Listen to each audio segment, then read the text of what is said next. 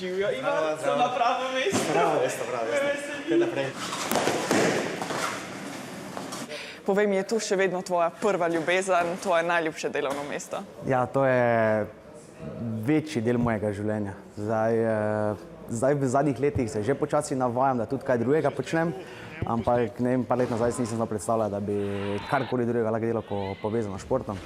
Tako da to je še vedno tisto, kam zelo rad prijem, čeprav zelo trpim. Olimpijec je Slovenijo zastopal dvakrat, v Tokiu je osvojil 5. mesto. In ne samo šport, tudi znanje je bila pomembna vrednota v njegovi družini. Črpa ga tudi iz kvizov in križanj. Ravno hitro sem razumel, pa spoznal, da imam dober spomin.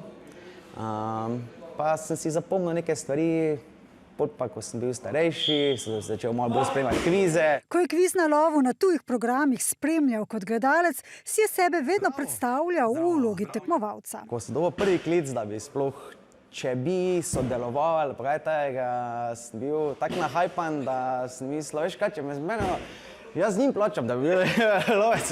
V vlogi lovca ne popušča. Jaz sem toliko tekmovalen, da ne popuščam. To so mi že od malega vcepili doma, da je. Ne samo pameten, je tudi lep. Ivan je namreč nominiran za najbolj seksi Slovenca. Tudi moji kolegi ne morejo mimo te nominacije. In hvala jim, da do konca življenja mi ne bodo dovolili, da tega pozabim.